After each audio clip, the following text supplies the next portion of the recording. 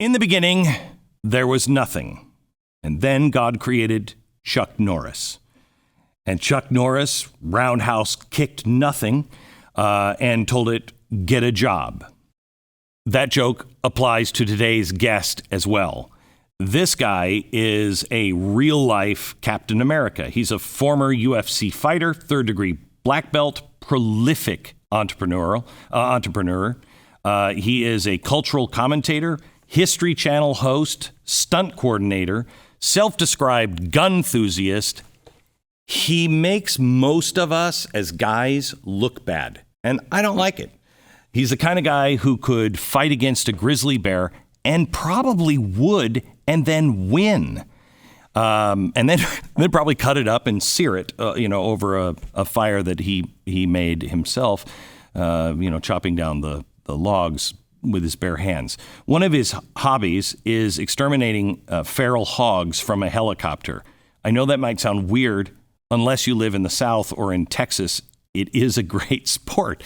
He recently opened a K-12 Acton Academy, full-blown pirate ship, cannons, all of it. Most of us run from gunfire. He doesn't. After his career as an MMA fighter, he enlisted in the Army Special Forces, where he served as a sniper. He deployed several times during Operation Iraqi Freedom, Operation Enduring Freedom. His military uniform has 5 rows of awards, including a Bronze Star. He was a Ranger. Those are just some of the accomplishments, in his 17-year military history. Even in his post-military career, he's a certified Chuck Norris. He just got back from Afghanistan, where he aided non-governmental organizations in rescuing Americans. In a recent interview, he said, it was a landscape and a battlefield that was something I had never experienced before. It was absolute mayhem. He's the perfect example of what Americans can become. He is one of the more optimistic guys I have talked to in a long time. So next time a frail, self-proclaimed communist brags about the coming revolution, find comfort in the fact that he and Americans like him will be the first ones to defend freedom. Today, we have Tim Kennedy. All right, I want to talk a minute. It's awkward with Tim Kennedy as the guest. I want to talk about body armor. Because that's the way I would prepare. I'd be like, they're going to shoot, body armor. Keeping food on the table, gas in the car, 72-hour grab bag, those are standard. But you might want to consider body armor as a way to keep your family safe and secure during troubled times. If there's a meltdown and you have to go across the city, to pick somebody up or do something, imagine in Portland. I wouldn't go downtown, would you? Body armor is legal in all 50 states. It's never been this affordable and easy to purchase. I mean, it used to be crazy. Now, our friends at AR500 Armor have made body armor easy, approachable, affordable. There's no reason, if you feel like you might need this or your family needs this. If you're unsure of what type of armor you're needing, or you just need some pointers based on your needs, they have you covered. Don't wait until it's too late to ensure your family is protected for any crazy eventuality. And I know that stuff, crazy would never happen in America. AR500armor.com/Beck. Go there now. You'll find special ready-to-go bundles, discounts up to 50%. AR500armor.com/Beck.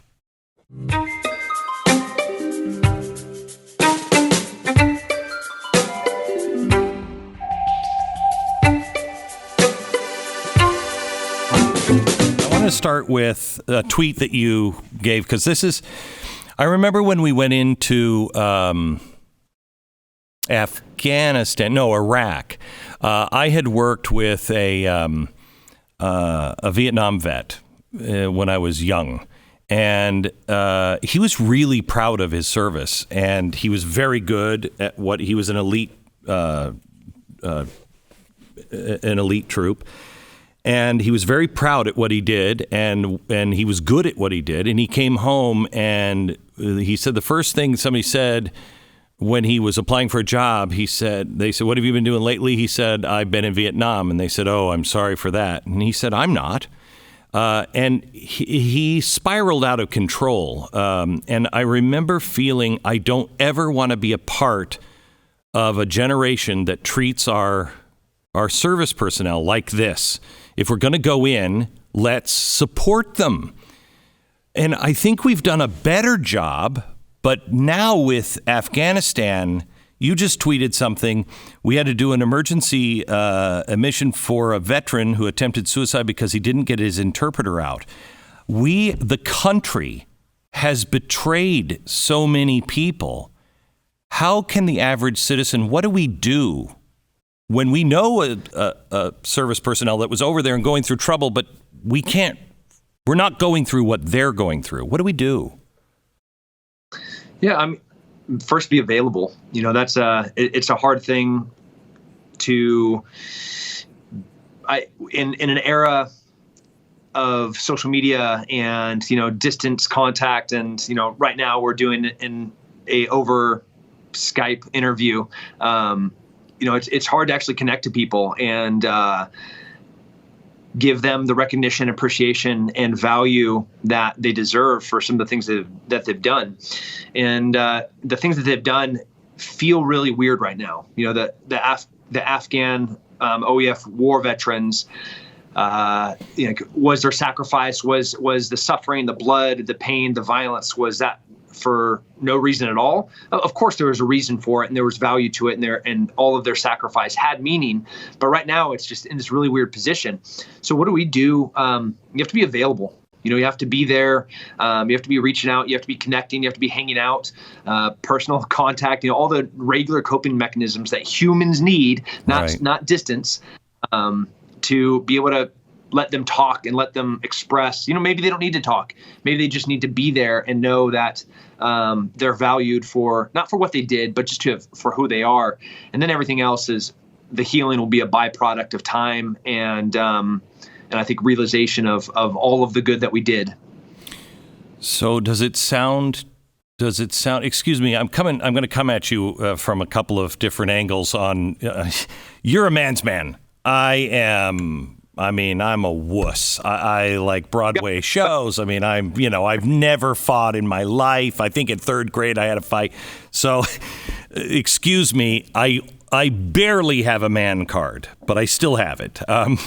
So let me ask, does it seem, because I've been really trying to get my hands and arms around what's happening in Afghanistan and what has it been worth, but there were 20 years where girls and women were taught, this is who you should be. This is who you can be. And that may be lost now, but I think that's a seed that was planted deeply. Is that enough for all of this? Freedom is, once that seed's planted, in 1775, as the British were colonizing us and, overreaching in every single regard, a little bit of a taste of freedom where people learned that they could do their own thing and live the life that they wanted to, that women could go to school, that women could be teachers, that women could be engineers. I'm a feminist. I love everything about the new kind of progressive women movements. My wife is a brilliant MBA, finance and economics major, and seen Afghanistan 15 years ago, and then seen Afghanistan 3 years ago, where there were women shop owners, there were women teachers.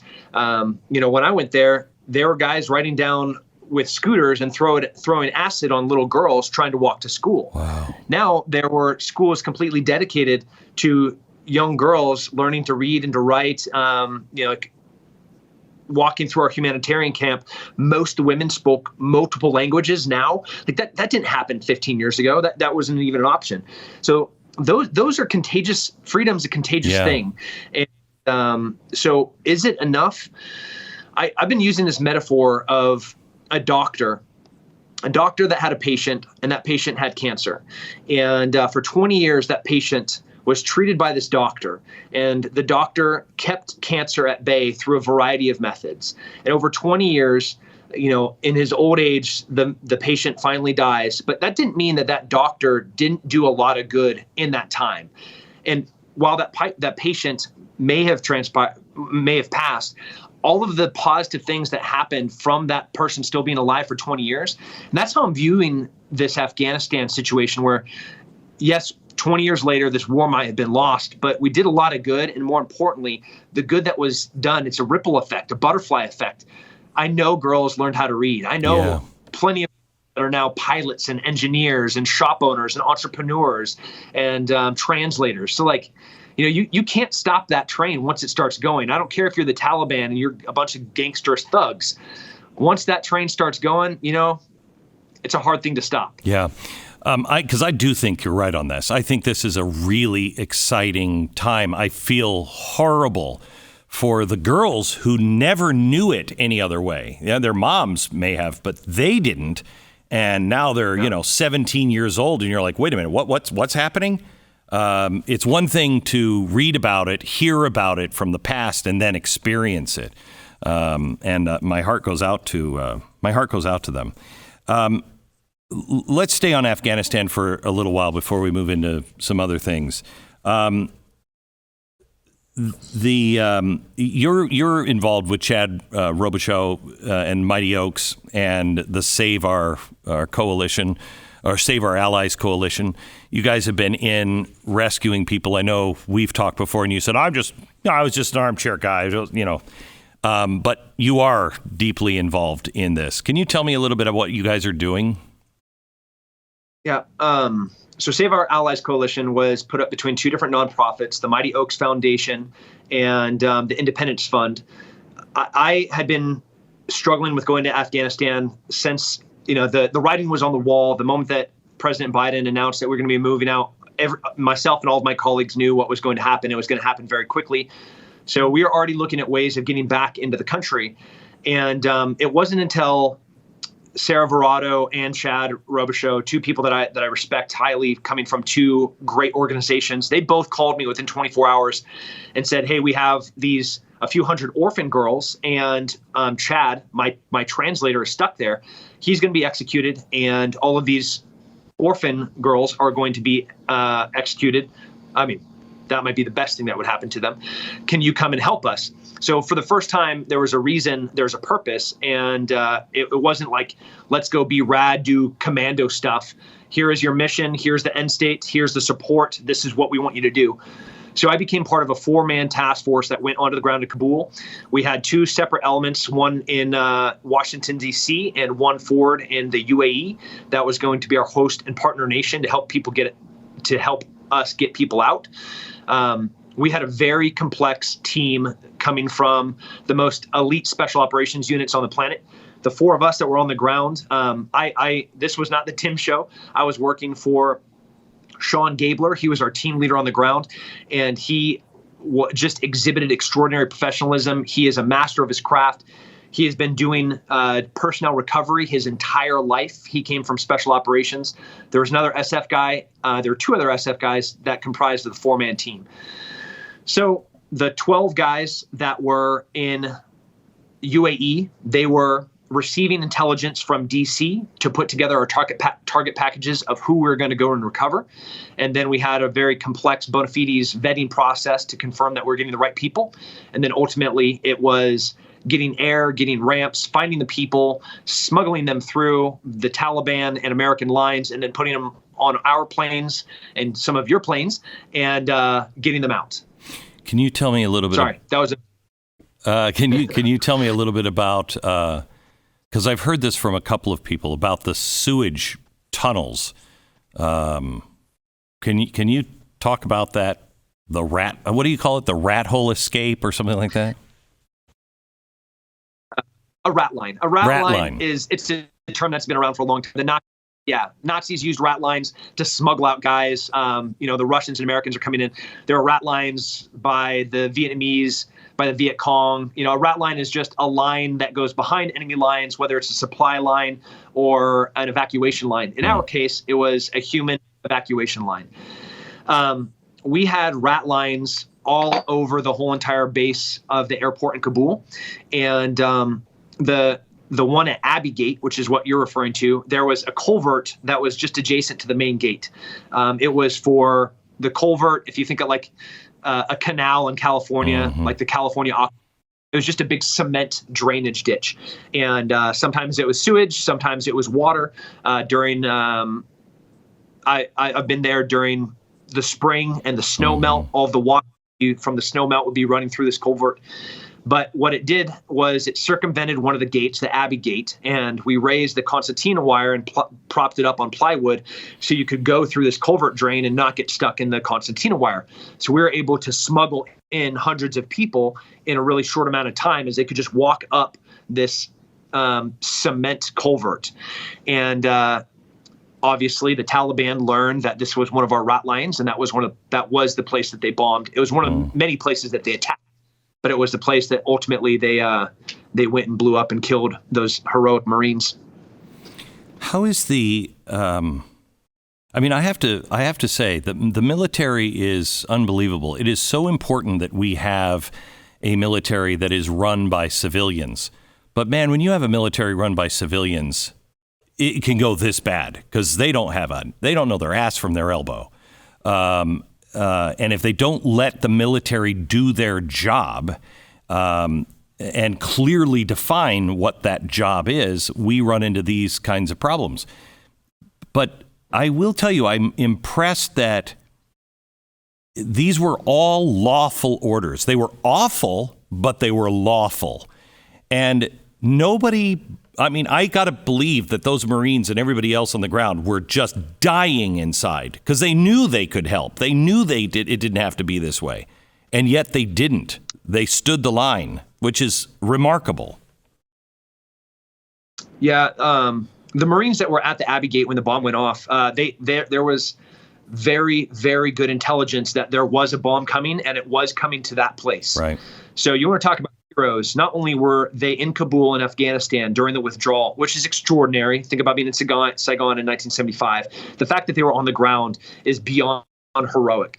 And I'm getting goosebumps just thinking about it. This isn't running towards the sound of gunfire because you know the evil's there. You're going to a spot where you know a bomb is coming and you're waiting. You don't know what that's going to look like. It might be surrounded by 100 women and children, but you are going to be the one thing that stops evil, health, fury, chaos, anarchy, pain, and suffering. You're the stopgap between that and everything else behind you, which is people on planes trying to fight for their lives with absolute despair. And that's what those Marines did that day. The level of heroism, when you think about those young, they're babies. Like there's a picture of that beautiful young woman holding that Afghan child. She died in that gate that day. And about the testament to who those people were, who those Marines were, and the sacrifice that they made. They knew a bomb was coming, and they were there. The Taliban, the White House has said that this was ISIS, but please describe I think we set people up, we put them in a kill box, surrounded by bad guys. But there were 3 checkpoints that the Taliban had, and it was an extraordinarily large suicide vest. Did they somehow just miss that? Do you know what I'm talking about?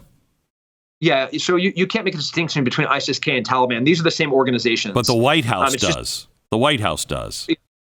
I mean, I obviously, I was there as a volunteer for a nonprofit. So in my capacity in Kabul this last time, I was 100% just a volunteer working for them. But I'm still in the military. And so what the White House says and does when I'm in official capacity, like I'm going to toe the line. But in real intelligence, ISIS-K and Taliban, they're feathers, different feathers from the same bird. It's the same creature. It's the same animal. It's the radical wing of the same movement. And if you look at the people that are running ISIS-K, it's the exact same people that were leaders of the Taliban just a year or 2 ago. So it's not like these are different people that have changed or morphed their ideas. Somehow the Taliban is now a political organization. No, they're just putting a face on to try and receive some support and funds to get lists about who they're allowed to go and kill, and then they can blame it on ISIS-K. But to be super, super clear, ISIS-K and Taliban are the exact same organization. So to think that the Taliban stop an ISIS-K bomber, it's idiotic, and it's insulting to the lives of the service members that died that way. ISIS-K and Taliban sent in a bomber. They blew up the Abbey gate, killed a bunch of Marines. That's what happened. Was there any reason to leave all of this stuff behind? The 33 Black Hawks, I know I live in a cartoon world, but there should be a self-destruct button on some of these things, or we should have bombed them if we knew we were going to leave them, or that the Afghan army stopped using them and ran away. I don't know why we didn't destroy them. We destroyed the vast majority of them. Everybody's toting this $85 billion of military equipment that was left behind. The military that was on the ground, not me, our American counterparts, laid out arms on the ground, and they rolled them over with dozers. They put water and sugar inside of gas tanks. They put C4 on important mechanisms inside of helicopters. So none of those aircraft that were left in Kabul are going to function. I thought it was hilarious. I saw an article this morning how the Taliban was infuriated that most of the aircraft left at Kabul airport were not functional, and that those were actually belonged to the Afghan people, and that they're furious that those things weren't left in functioning order. And I got a kick out of that. There is a great debate that this is expected at the end of war. This is the way you end wars. I can't think of any other war that America has fought, even Vietnam, that has ended this way. Is there any, as just looking at pure history, is there anything to compare to this? No. I've been working in special operations for 17 years. I've never seen anything like this in my life. And, I've worked for the History Channel. I am a studier of history because I believe it predicts what's going to happen in the future. Mm-hmm. So I love history in that regard. And this is unprecedented. The way that we withdrew from Afghanistan was unique. We have not previously done anything like this in our country's history.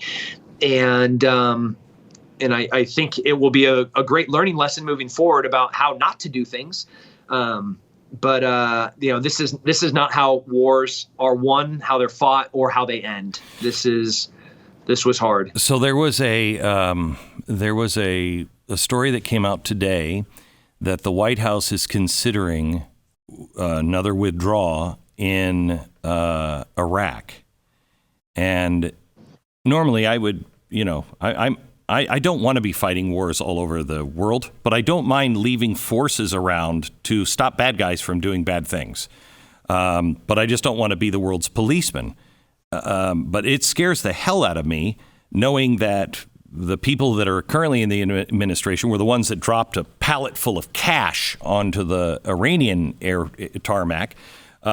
We have Afghanistan.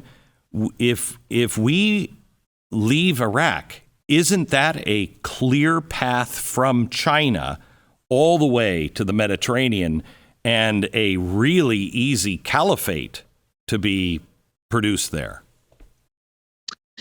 Yeah,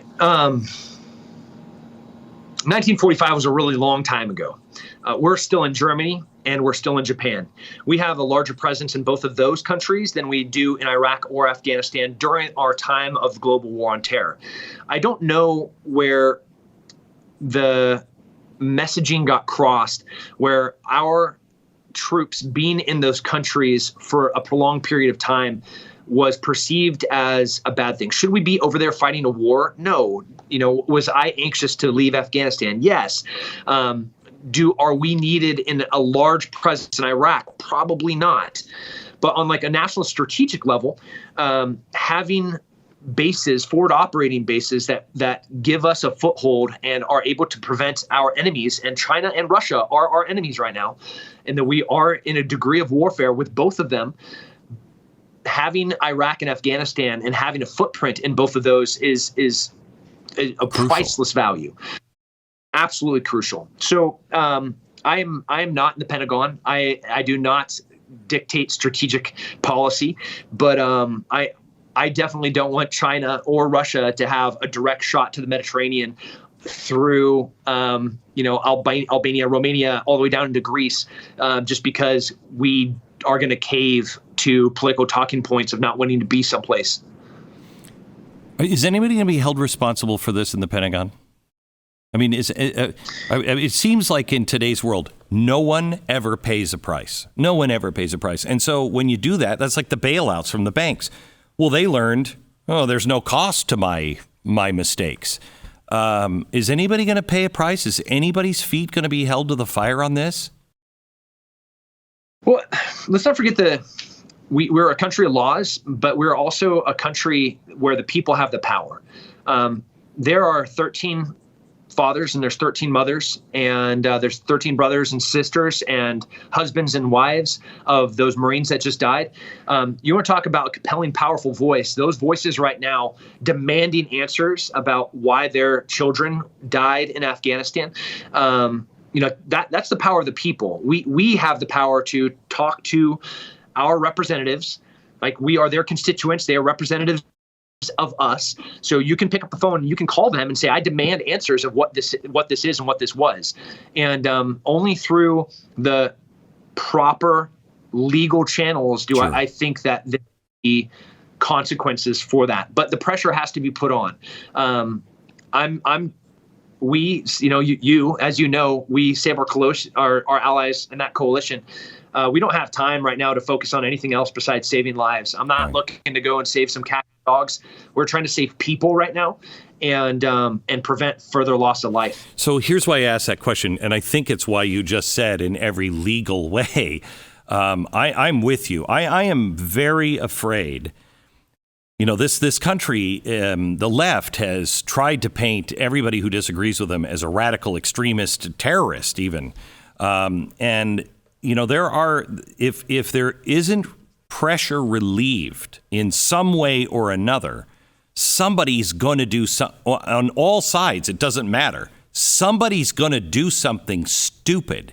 And if that happens, we could transform into a very different country. And so I guess what I'm kind of asking you, and it's also goes back in some ways to the first question I asked you, what can we do? Because we don't want, we are split. We're split as a nation right now. And we have to find that bridge back to each other. So how do we do it? Afghanistan's not that bridge. Women in Afghanistan are not going to be able to have jobs.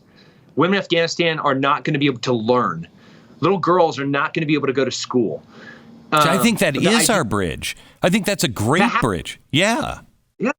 Like, if there's somebody on the far left, okay, do you want girls to be able to go to school? Cool. We agree on that. Neat. Right. Do you think that our Marines should be dying over there as they're sacrificing their lives trying to get the women that learned how to read and went to school and became entrepreneurs out of that country so they're not murdered by the Taliban? Fantastic. Yeah, another thing that we agree on. Cool. Now, what should we do moving forward? Do you think that people should be held accountable and responsible for what happened over there? Fantastic. Yeah, again, another thing that we agree on. Now, let's come together and try and find solutions to prevent this from ever happening again and make sure that people that made it happen are held accountable for the bad decisions that they made.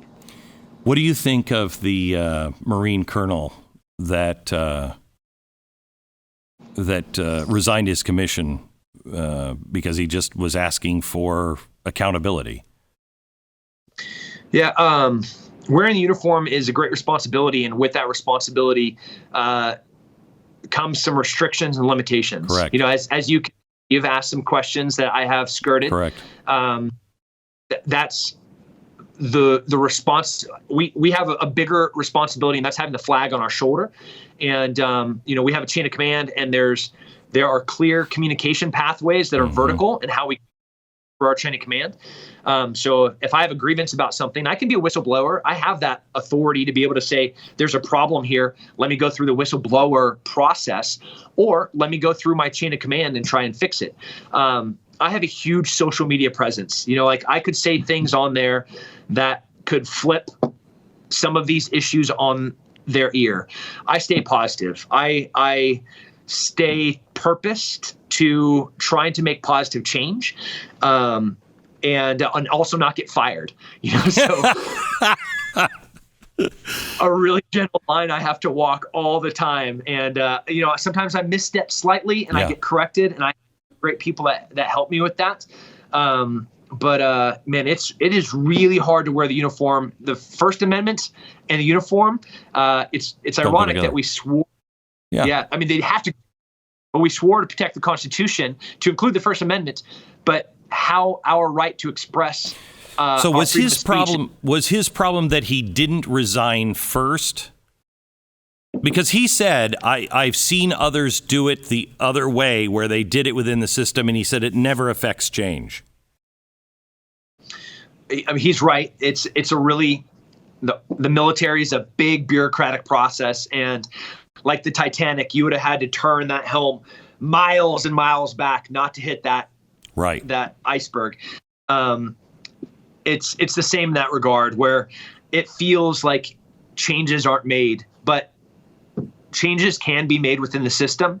I've personally seen great changes happen. We have struggled with sexual harassment within the military for a really long time. And, just in my military career, going from don't ask, don't tell to let's not even pretend it exists, to, okay, now everybody's welcome to we're an inclusive military, to now directly talking about how to prevent sexual harassment in any way, shape, and form. These are really great changes that happen just in the time that I have been in the military. Where you see things like the young woman that was killed in Fort Hood, that had years of sexual assault in her military career. Like, how do we prevent those things? Well, we're seeing good things happen within the chain of command and through the legal process. That doesn't mean that you can't. We're also a people of rebels, right? Like, you're a rebel, I'm a rebel. And I think we have a great heritage of being rebels. And if there were a cause, I joke sometimes with my command that don't put me on a hill that is worth dying on, because I'll die on that hill. I will happily flush my career in the toilet if it's the right problem and I can't fix it through the normal channels. But I still have faith in the system, and I work for some really incredible people that I have a lot of faith in. How can their army and military be such a behemoth and bureaucratic nightmare, and yet it seems to be the only thing really that works well? Is it the people down at the bottom? That they just have a different attitude? They believe in something. Yeah, it's really intuitive and perceptive of you the belief is the big part, right? There was a belief in a young boy or a young girl that walked into a recruiter's office and said, I want to do this. I'm like this all volunteer military. Every one of those Marines that died on that wall at the Abbey gate, they volunteered to be there. And that thing that compels somebody to service is a very powerful thing. That is first a characteristic in a person. Now we have millions of those people that we kind of shape and create into, and we morph them into what we need them to be in the military, which is people that can contribute with a servant's heart and to lead and to believe that in the greater good, and knowing that their sacrifices that's a powerful thing. Can that, because I think that, there is something about the people that serve, this is not universally true, just like not every cop is bad or every cop is good. We have bad eggs and everything. But generally speaking, it seems as though they believe in something honorable. And they believe the mission is honorable. And, the few, the proud, the Marines, those kinds of things that we were raised in and steeped in helps select those people that you're not going in for, adventure and glory. You're going there to do something noble. And now that may be just an idealistic look at things, but I think that's the way a lot of people in the military feel or have felt when they got into it. Can that... Yeah, when they got to it. Yeah. When they got to it? When they got it. Yeah. Yeah. That goes away? No. It's always there. You know, even now, I'm 2 years away from retirement, and there's like a string in my heart that will always compel me into that service. Correct. You know, like I don't need the military. You know, like I'm a successful entrepreneur with 7 businesses, but man, you're gonna have to fight. You're gonna have to kick me out because I can't leave this amazing organization and all of the good that they do all over the world. Okay, so let me pivot here. You are a very successful guy. You are one of those people that people like me hate. You make us look bad. You know, because I look and I'm like, I am such a slug. I am such a slug. 7 successful businesses, obviously very successful military career. You're in MMA, which I want to get into. What is it? What is this? I think it's something uniquely American, but what is it in you that is driving you, that drives you like this? So in the center, my executive, I actually just got working out with Justin, my CEO of a couple of our businesses. And we're talking about, has anything shifted about what our purpose is?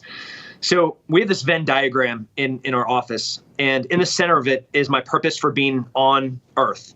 It's the reason that God made me. Which is? And to preserve and protect human life and to expand freedom. Wow. And I think you're 100% spot on when you said it's uniquely American. That is a very American thing, to preserve and protect human life and to expand freedom. And I know that I love Jesus, and when he made me, I'm not a special mold. There are millions of other people that have that exact same mold, that have those exact same ideas, and at the core of who they are, that is the reason that they're here. And it's the same for me. So everything that I do, whether it's my businesses or fighting or hopping as a volunteer for a nonprofit on an airplane into Kabul in the middle of the night, 36 hours after I get the call, it still has to connect to the sole reason in the center of that Venn diagram of why I'm on this planet, the purpose of me being here. And if it connects, then I do it. If it doesn't, then I don't. And then the next question is, how can I, if that's my mission, how can I expand that mission? You know, like if I'm going on a TV show, or if I'm going to get on this podcast with you, I think you and I both agree that us talking about these things expands that mission. You have a massive audience. You have donated. And I don't know if I'll just go and throw you under the bus here. Thank you for your generosity, and you have saved countless lives. The planes that you sent in and the financial support that you sent to Save Our Allies Coalition. I can send you pictures today, Glenn, of babies that were born in the humanitarian center that would not have been alive had you not helped. Would you please send those to me? I want to share those with the audience. Please send those to me. It's a brand new baby that was born today in our humanitarian center, and his dad was a translator, and he would have been murdered in Afghanistan 5 days ago had we not got him out. Wow. Amazing. Know that.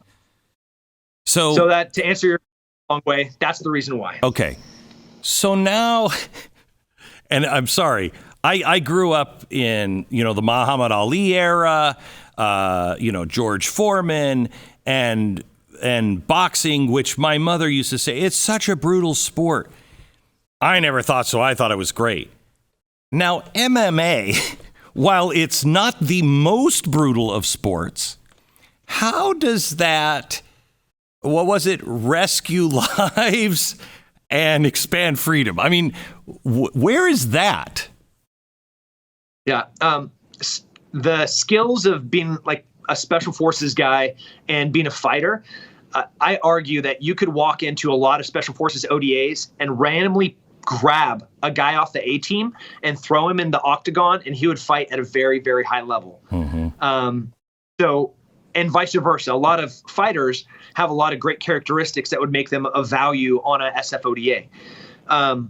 So that overlap of those kind of connected bubbles made it, I'm fighting while I'm in special forces. So I'm training, and then you might have the greatest product in the world, you might have the greatest idea in the world, but ultimately you still have to get it out to the masses. And fighting was a means to the end in that regard, where, you know, it an opportunity to get in front of millions of people and to spread the gospel of my ideas, which I don't own, right? Freedom is not a Tim Kennedy. Yeah. But it put a mic in my face, you know, that I could talk about these ideas. And you thought having people kick you in the face was the I thought best? Would give me that opportunity. Unfortunately, I was a 2-time runner-up. I fought for the world title twice, and I'm a 2-time. All right. Let me just explore this with you just for a second more on two things, and they both happen to revolve around women. I know so many guys that feel this way, but we're all wusses. We're all couch potatoes. Just can't stand watching women just beating each other up. Can you help me with that one? Yeah, I know it's sexist. I guess it's sexist to say. I see a guy hit a woman. It's bad. It's less bad when a woman is hitting a woman. But to see them just kick the snot out of each other. Let me say this. Do you watch Yellowstone? I do. Okay. Well, I've seen a couple. I don't have TV. Oh, okay. I was on a flight. So there's one of my favorite episodes, and this sounds horrible, is Beth is the woman, and she's just, I mean, she will kick your ass 6 ways to Sunday. Just nobody messes with her. She's one of the greatest characters I think ever on television. And there's this scene where she is brutally raped. And I have to tell you, I've never seen, I know, listen, hey, I know this sounds bad, but I've never said I've seen a scene like that. I've always skipped past it or turned away from it because it's always awful. But this one, she's fighting back. And she's like, really? That's the best you have? And there is something about that my wife even said, I love her. I love her. Yeah. The women in the octagon, they're most extraordinary athletes. They have a true fighter spirit. And I've been fortunate to watch women's MMA go from, you know, kind of this taboo thing to they're the main event. I think the women fighter are better than a lot of the men fighters, and the current women champions are, I would say, pound for pound in the running. If you take gender out of it entirely, some of the women champions are just extraordinary athletes.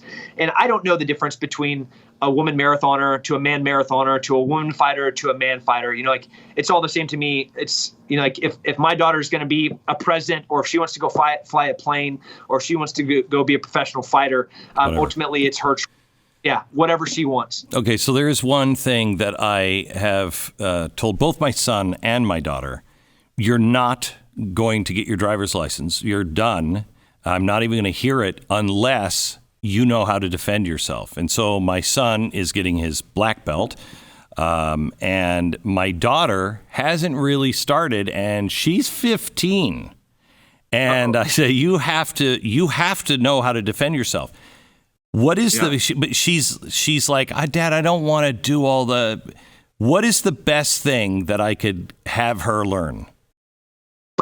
Send her to me. I will. Don't think I won't.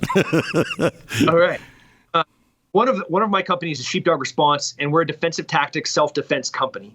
And in a 3-day course, obviously you don't learn how to defend and protect yourself in 3 days. But what you learn is you get on a path of you learn what you need to learn. You learn the basics of fighting. You learn the basics of shooting. You learn the basics of situational awareness. Your daughter and I probably have a lot of different characteristics, right? I'm a 220-pound, hair-headed, scarred-up ogre, and she's young, pretty, and small. Ballerina. I don't walk out of a Walmart and worry if somebody's going to rape me. I step out and I'm like, man, right. I wish somebody would try. So we have to have different tools, and those tools, our minds have to work differently. Yeah. Those are practice rehearsed tools that take a lot of time to develop. Situational awareness. Where do I park? Like, how do I have my keys? Yeah. Am I using life Am I notifying my dad when I get out of the car? Does he let me know? Does he know that I'm walking out to the parking lot right now? There's a lot of different things that we can do in the 21st century that take safety to a new level, but have to do them. Like, they are practice rehearsed things that are a skill, and they're a perishable skill. So I believe in the basics of fighting. I believe in the basics of shooting, and I believe in the basics of situational awareness for both men and women. And we have courses that built around that. But seriously, send her to me for a weekend, and we'll send. Oh, I will. I'll tell you, I've had protection now for 15 years. And my detail has gone from 6 people to 2 people at different times. And there is, it's called perishable skill. I didn't realize how perishable any kind of situational awareness really is. When you are constantly shepherd, somebody is a shepherd and they're moving you and they're looking for things. You're just allowed to think, have the conversations that you want. You're not thinking about anything. The first time that I said, guys, I don't need you this weekend. We're fine. See ya. I went to the mall and I almost had like a panic attack because I was doing what everybody does every day, but it was gone. And I don't think people understand how perishable that is and how built in that is with all of us. Yeah. I explained, your brain's a supercomputer and you have a certain amount of bandwidth, and the more efficient, more effective you are at that, the more that you're allowed to, the more able you are to process information, and the more you're able to see. The first time a bomb ever went off on a door and I went into a shoot house to execute a hostage rescue exercise, I remember it felt like I was looking through a straw. Like I was literally trying to see what was happening in this house, looking through a straw. Wow. And then by the 200th, 400th, 1000th time that I did it, I could see everything. I could see the guys, the instructors on the catwalks. I could hear the guy breathing next to me. I could hear his finger move the selector from safe to fire. I could hear and see everything. It's the same with situational awareness, right? The first time that I went into a foreign country in a non-permissive environment, and I was just so focused on, oh my God, that guy's a turban. Wait, or is that a Muslim? I don't even know. I couldn't even process what was happening around me. But then by the 15th time, I could see everything. I could smell, oh man, there's a great restaurant next door to here. Maybe we just take a break. But you're 100% right, man. It is a practiced, rehearsed, perishable thing that you have to do diligently and often for it to stay acute and sharp. Do you know Jocko? I do. Can I tell you something? I probably shouldn't say this on a podcast, but I feel like we're just having a conversation. He was on a podcast of mine. That guy is humorless, no sense of humor at all. I tried, joke with him and say, and I thought he was going to kill me. He's that's a facade. It's a facade. Is it? Because I'm serious. Well, in 3 hours here, he never broke it. I mean, he never broke it. I have one of the guys on my team is former Royal Navy commander, or not Navy, Royal Marine commander from Scotland, and that guy is just, he's a good guy. He's a good guy. And I said to him, I'm always teasing. I always do this to people. I'll always come up to them and say, if you were here, I'd say, I got to tell you, Tim, I don't think this, but Craig over there said he just could kick your ass. I always do that.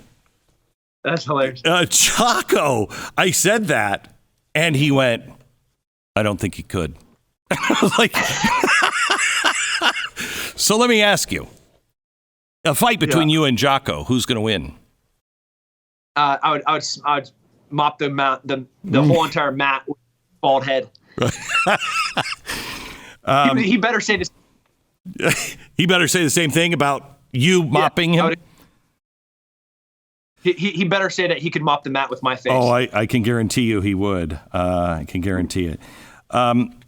Let me go to the sheepdog mentality. I love this mentality, and I think again this is uniquely American. explain what the mentality is. And then if you would, go back to uniquely American. Why is this here? And without being a slam on other nations, why do you say it's not elsewhere? So Colonel Grossman coined the term sheepdog in the metaphor that we use. I'll just give you this brief analogy so everybody's on the same talking points. You have the sheep, which are just regular people living their lives. They're eating grass. They're making little sheep, right? They're just kind of living. And there's nothing wrong with being a sheep. The vast majority of people are sheep, and God bless them because sheep are amazing. I like wool. Sheep taste delicious also.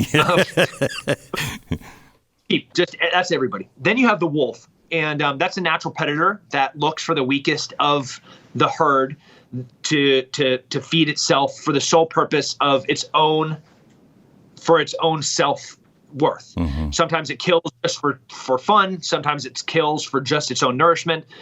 But the wolf is exclusively a predatory thing that only worries about itself. And then there's the sheepdog. The sheepdog genetically is a descendant of the wolf. It has a ton of similarities, right? It has canines. Mm-hmm. It eats meat. It knows how to move like a predator. It knows how to stalk. It knows how to fight. It knows that it's going to attack the neck instinctually. It knows all of these things. The only thing that makes it different than the wolf is that it likes the sheep. It values the sheep. And there's something in it that makes it want to protect the sheep. And they'll even at the expense of their own life, they'll do anything to protect the sheep. So that's this idea. And I know that there's a lot of people that have that thing in them. They don't know why. They can't let, I think I was 16 years old and I was walking down San Luis Obispo and a guy hit a girl in front of me. Mm. I'm just smashed her in the face, waiting for an elevator to go up into a parking garage downtown San Luis Obispo.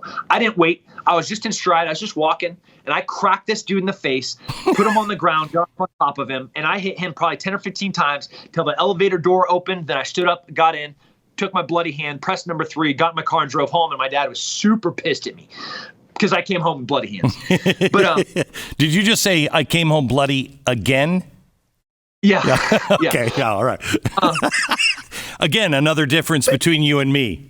I don't think you could stand there and no. You might have done something different, right? You'd be like, "Excuse me, sir, like that's not I'm picking up a phone." Correct. But you're doing something. Yes. Because you can't let something bad like that happen. There was no reason for us in 1942 to be sitting here and be like, "All right, I'm just going to be okay with them gassing and burning all those Jews. It's fine. I don't need to worry." There's not a single American that would stand there and say that type of genocide is allowed and okay, right? The Holocaust is starting. We're like, get on the boats, boys. We're going overseas and we're fighting fascism. Fast forward to a variety of wars where the impetus was we have to go over there because the wrong that is happening cannot be allowed. It cannot exist on this planet. If we're the same species, there's no way that I'm going to let that happen. Okay, and that is something. Go ahead. Deep inside of us. Okay, that's deep American. So tell me, because I don't know if that's waning or if it's exactly the same. We have China. We're buying iPhones that were made by slaves. I had a Chinese dissident. She escaped. She was over at a friend of mine's house. He was a pastor. It was around Christmas, and she had escaped a few months before. He had gotten her out of China, and they were taking all the stuff out of a box for Christmas, and she was handed the big ball of Christmas lights. I don't know why they gave her the worst job, but he's like, just untangle these. He looks over in about 10 minutes, and she is crying. She's weeping over these lights. And she said, "These are the lights that I made. I was making these when I was a slave because I believed in Christ." We're buying our stuff we know that the concentration camps are over there, and yet there's something in us that's outraged, and yet,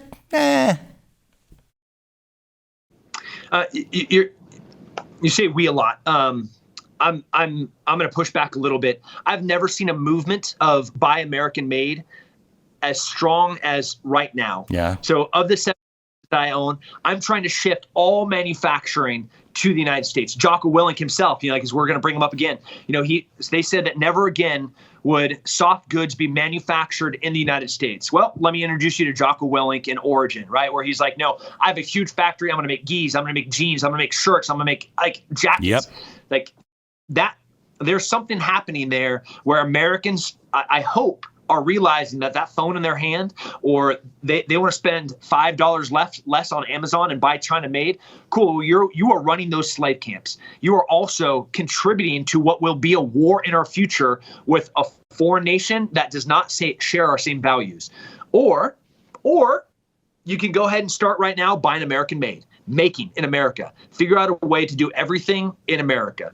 So DIME, D-I-M-E, diplomatic, information, military, and economic. They're the 4 ways that we can wage war, and we are currently at war in 3 of them with China and Russia. We are not overtly at military war with them. We're at war via proxy. But diplomatically, absolutely. Information, absolutely. Military, kind of, maybe a little bit. I saw some Russians in Afghanistan trying to get people out. And then, of course, economically, man, we are at war with them. So you guys better figure it out and start buying American made, or it's going to get way worse really fast. I will tell you, 15 years ago, I started making jeans when Levi's said, they want to be the official uniform of the revolution. And I was like, I love Levi's, but I'm not for that. And started making them at the Cone Denim factory. They were really expensive at the time, but things have changed and people have changed. And I think COVID had something to do with it. When we realized, wait a minute, wait. We don't make our own medicine here. We don't make anything. We are in a really precarious situation.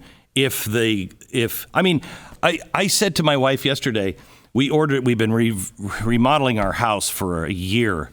They keep telling me it'll be done in 2 weeks. It was supposed to be done in 4 months. But anyway, we just got news that the stove we ordered is now possibly another year out. That'll make 2, okay? And I said, I think I know what it's like to live in a country that's not America, that doesn't get service. You got to wait and wait and wait. They don't have it on a shelf. I've had so many of those experiences because nothing is made here. And it kind of wakes you up going, we're really screwed. We're screwed if we don't change this. Yeah, I think we are, though. I see a new wave of entrepreneurs that their focus is American made, American manufactured, American sourced, American materials.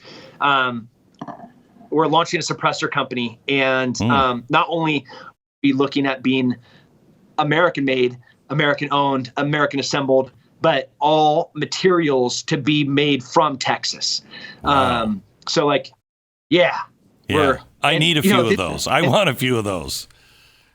Yeah, and it's I think things, I don't know, maybe it's just the groups that I'm traveling with, but there's definitely energy around America made. When you're reading online that if you are vitamin D deficient, that you have a higher risk of having something bad happen to you from COVID, and then you can't get any water soluble vitamins because they're all from China, and you're like, oh shoot, what do I do? Like that kind of wakes you up. Yeah. I can't get toilet paper. What happened to? I know you're friends with Joe Rogan, and I think he's just getting. I think this is insane. What's happening with COVID, where he's like, "Hey, I took all these different things. We should all go good."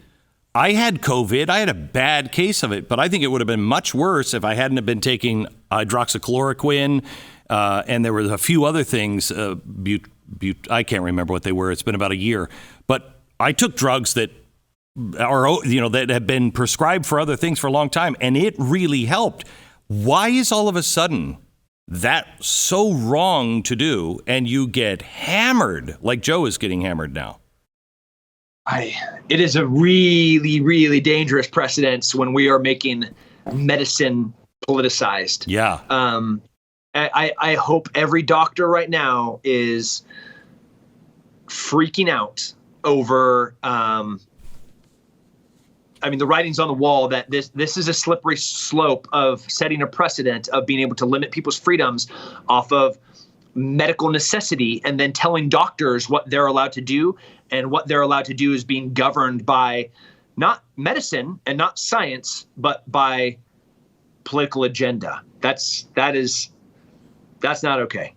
If it's good for you and your doctor's for it, go for it.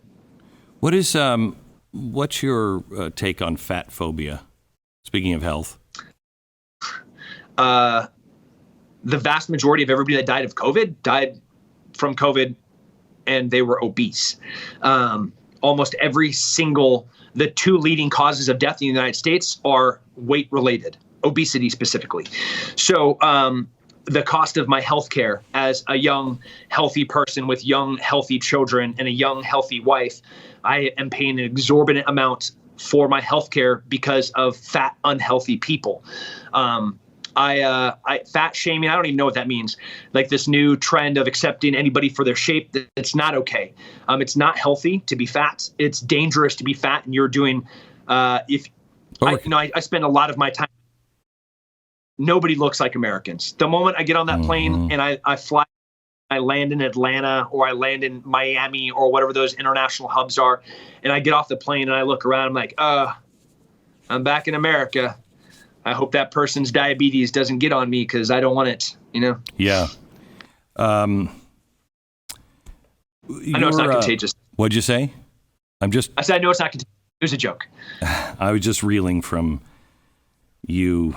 I think you were talking directly to me about being fat, and I was a little offended by it. I didn't mean to fat shame. You were, great. What'd you say? You look great. You are a liar. Let's just end it here on Texas. You born here? I got here as soon as I could. Yeah, I was born in Central California.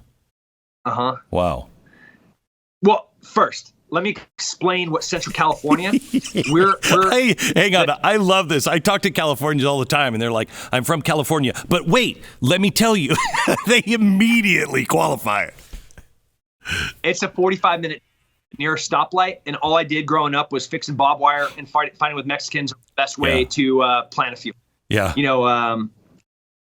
My family, they are militant conservatives because they're surrounded. San Francisco's 3 hours north, LA or south, Sacramento's 4 hours northeast, and every single one of these blue collar agricultural towns, past Robles and Atascadero, into Salinas and Bakersfield and Fresno, they're very, very conservative, but they're militant conservatives because they're surrounded by these people that are governing them. And so I enlisted out on 9/11, and I never went back to California after I left the military. And I can never go back. So I came to Texas, and Texas, all my kids are Texans. And I'm a Texan, Glenn. No, you're not. My son, we adopted him here from the Dallas area. We were living in New York. He was probably maybe 4, and we were talking about moving to Texas. 4. We had never talked about Texan attitude or anything else. And he's sitting at the dinner table, and he said, I will be the only natural-born Texan in this family. And we're like, oh, my gosh, it's in the blood. There is something about Texans. Yeah, it's great. Love him. It's great. It's a pleasure to talk to you. And thank you for all of the good work that you do and just the good vibes that you put out. And staying positive. It's hard to be positive right now for a lot of people. Yeah. Yeah, it's a choice. Choose to be positive. Amen, brother. Thank you. And I am sending my daughter to you. All right, I'll take her. She'll be better when I get back. You got it. Thank you. God bless. Yeah, take care.